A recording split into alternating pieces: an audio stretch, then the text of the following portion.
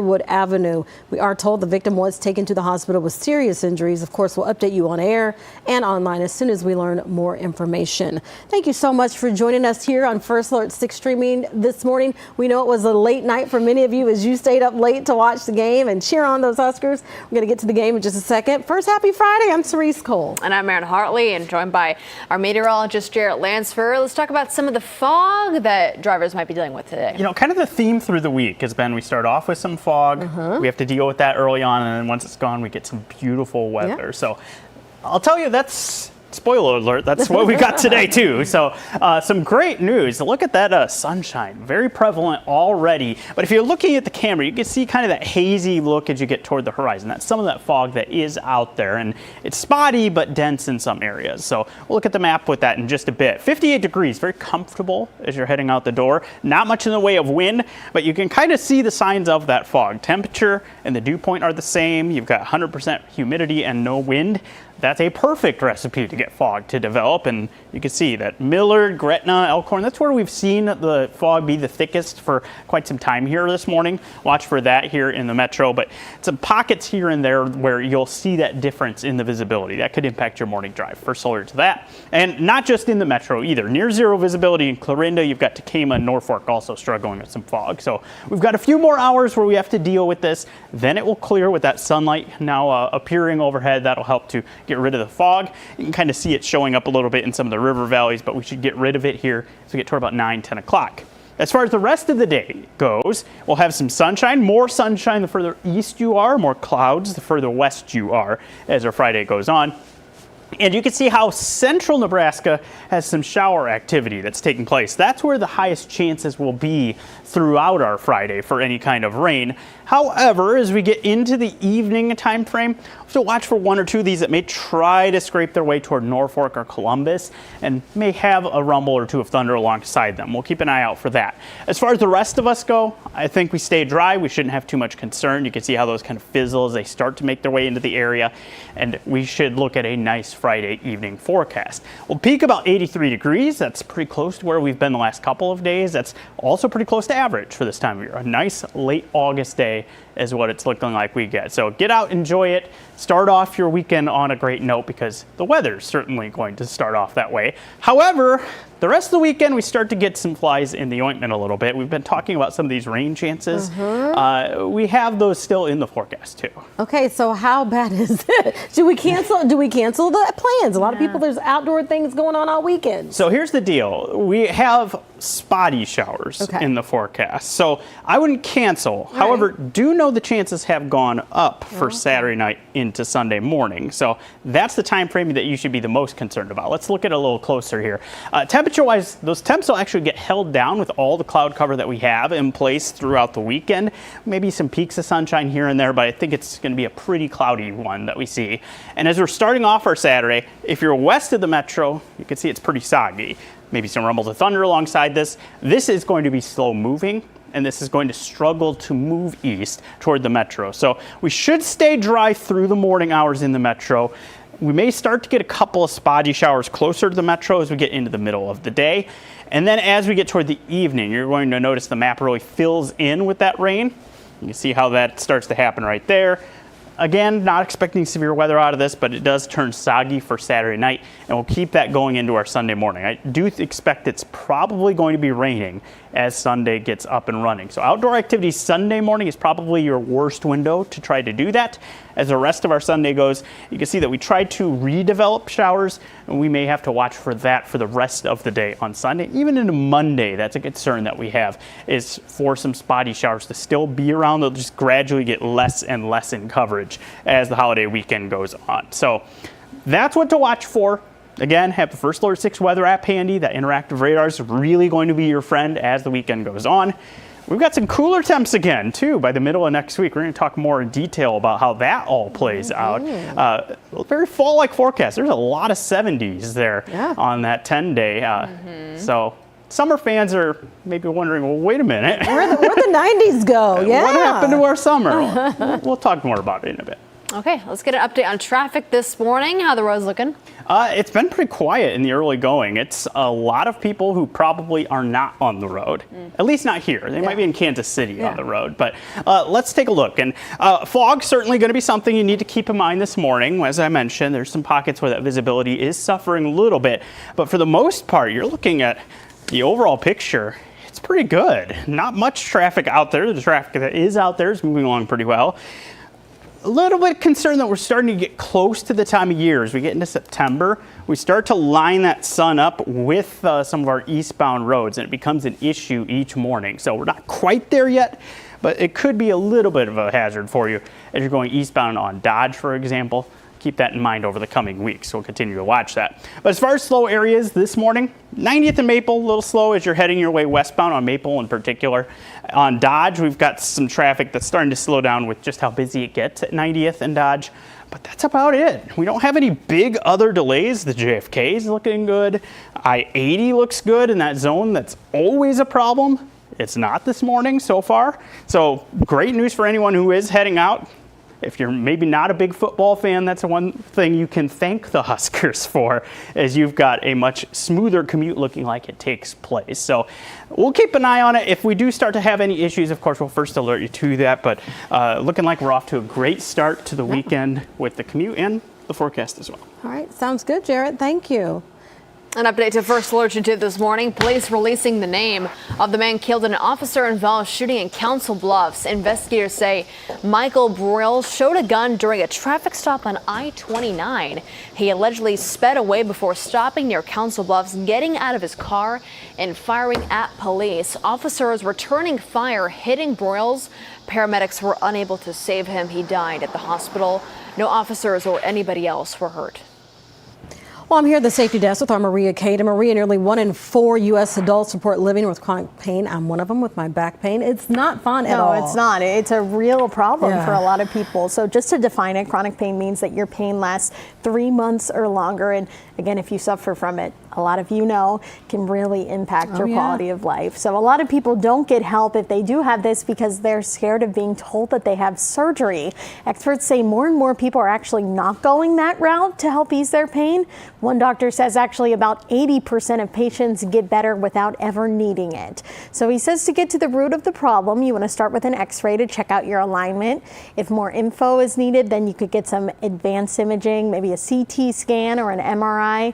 Then some treatment options will be available. Of course, they're different for everybody based on your own diagnosis. But some common ones could be chiropractic care, massage therapy, medications, of course. So there are a lot of different options other than surgery. Got to find what works for you. All right. We're talking about this again. Check your refrigerators. There's another shrimp recall out there. I know. It's really, really happening a lot. This one's for Aquastar. They're recalling more than 26,000 packages of their 6-ounce cocktail shrimps. And like those other products that we were talking about a lot, these also might have those radioactive materials in them. So you want to be careful for that. This could increase your risk of cancer if you're exposed to it. According to the FDA, the effective shrimp was imported from Indonesia and then sold at Walmart. The product was distributed to nearly 30 states between July 31st and August 16th. Luckily, though, no one's gotten sick from these. That's the same as the other products too. But if you do have them, you can bring the shrimp back to the store and get a full refund. All right, we appreciate you keeping us updated. I'm sure we'll have more updates today. I hope not. All right, everybody, that's Maria Kate from the Safety Desk. We'll be right back with more news.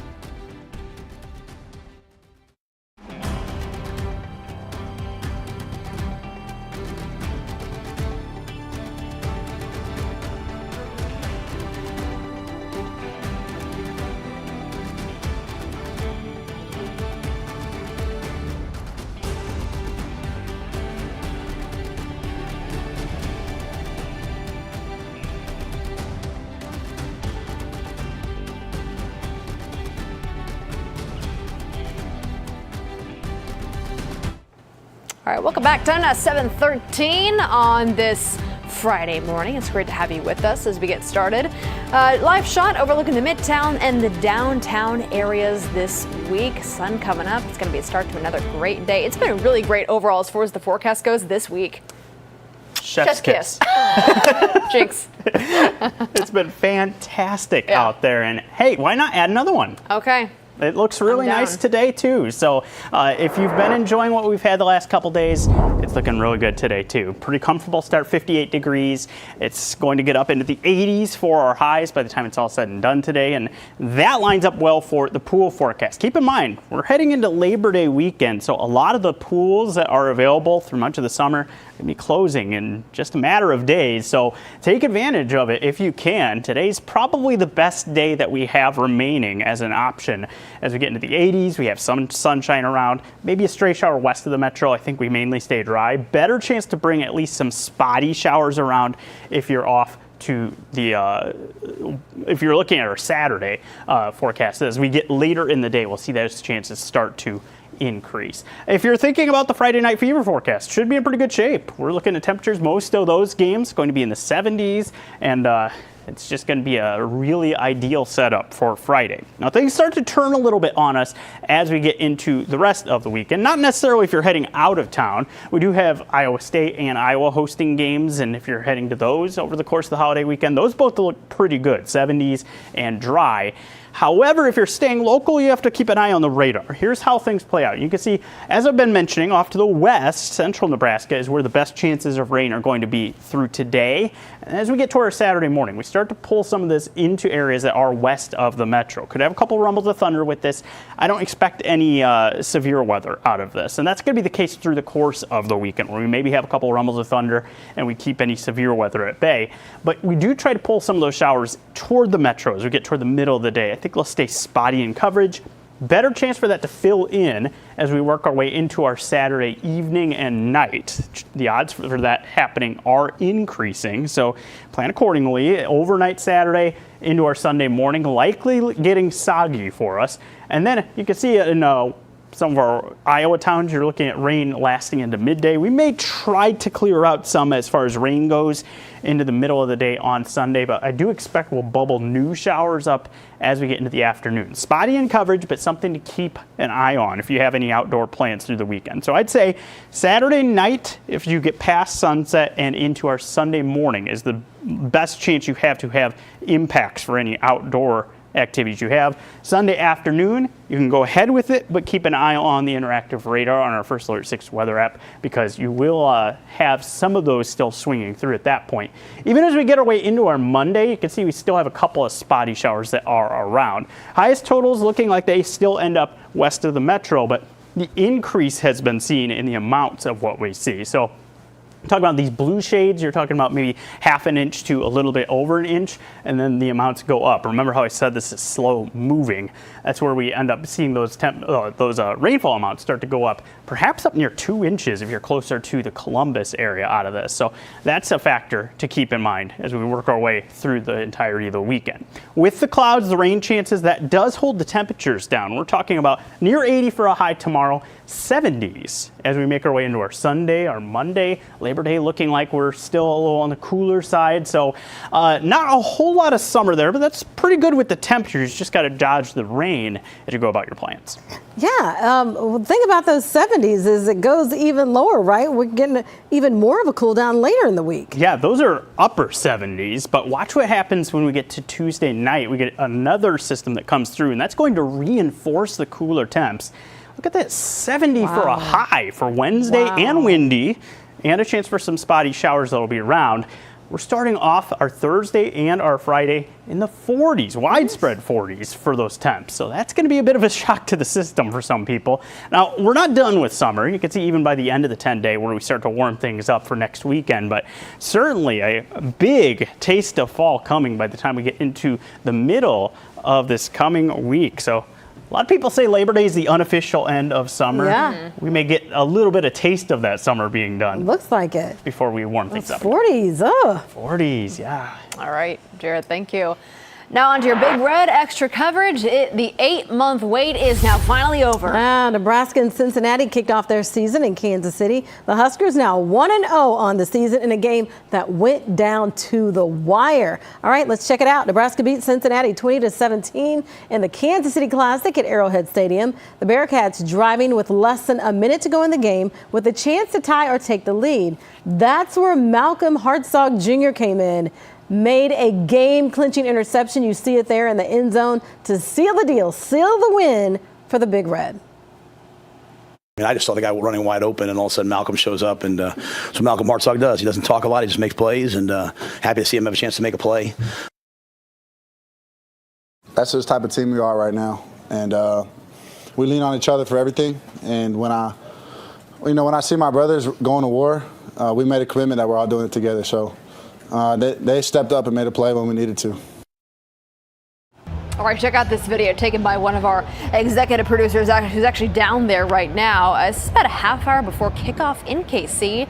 Really long lines getting to the gates. We're told this actually happened last year before the Iowa State and the Kansas game, and many people actually missed the kickoff because of it. A lot of people in line, Yeah, Matt Rule called this a home game light as the Sea of Red showed out in force in the stands. Now, we caught Husker fans tailgating while in line to tailgate, the pre-tailgate. When we took this video Thursday afternoon, these fans still had to wait more than an hour and a half for the parking lot to open just to let them set up. Husker fans, I mean, we travel. Bowl games, we fill up the stadium. I mean, we're here. I mean, whenever the Huskers are playing, we're going to be there. I think it kind of just touches on the normal reputation for Husker fans there. I feel like they're kind of well known for their spirit. Just a little bit. Next up, the Huskers host Akron. That's at Memorial Stadium. Kickoff is set for next Saturday night at 6:30. Well, coming up, the quest for love for one unlikely bachelor. Well, as we celebrate a very special anniversary, all when we come back.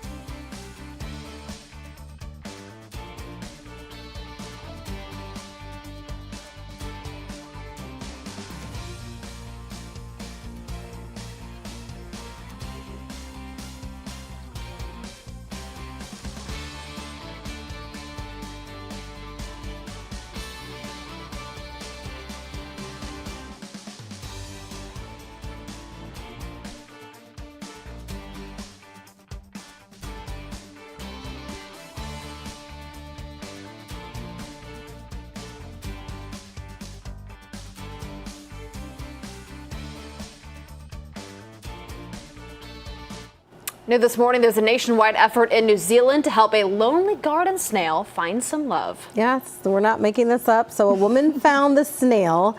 His name is Ned, and she found him while digging in her garden. She noticed something unusual. Ned's shell spirals left, while almost all other snails have right spiraling shells. You notice that? Turns out Ned has a rare genetic condition that actually affects only 1 in 40,000 snails. She discovered this. This means its reproductive organs don't line up with most.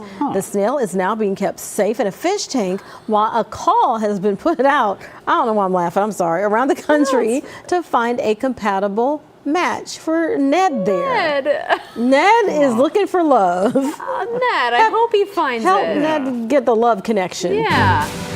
All right. Well, today is an historic day for First Alert 6 and the state. On this very day in 1949, WOWT was the first station to start broadcasting live in Nebraska and Iowa. And during this time, TVs weren't that common, so not a lot of people saw the live programming.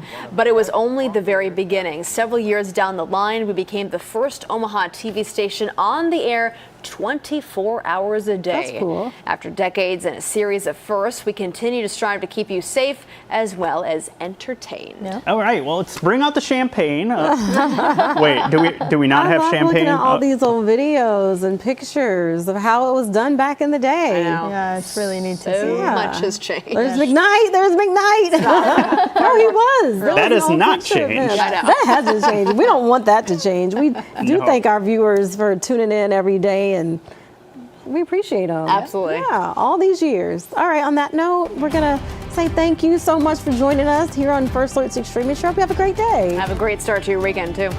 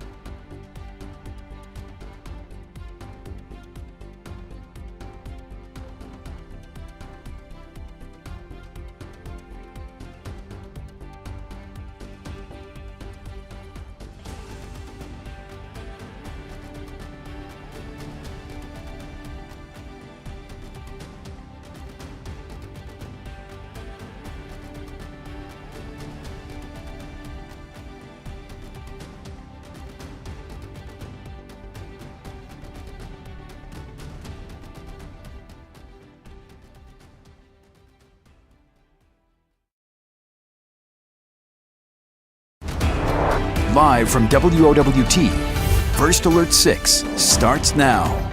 Good Friday morning to you. It is 7:26. I'm Cerise Cole. And I'm Erin Harley. Let's get an update on weather and traffic with Jarrett Lansford. And let's start with the traffic. We do have a car fire being reported on 180th. That's just to the south of Capehart, so a little bit south of what you're seeing right here. So watch for that if you're going to be heading on 180th in that part of the metro there on the southwest side. Otherwise, we're seeing a little bit of some fog that's showing up in some areas. Your visibility is going to vary depending on how you're driving around, or where you're driving around. So watch for that this morning. I don't expect it to stick around too long, but we will have some of that you can kind of see there on the horizon line as you're looking at I-80 near Capehart.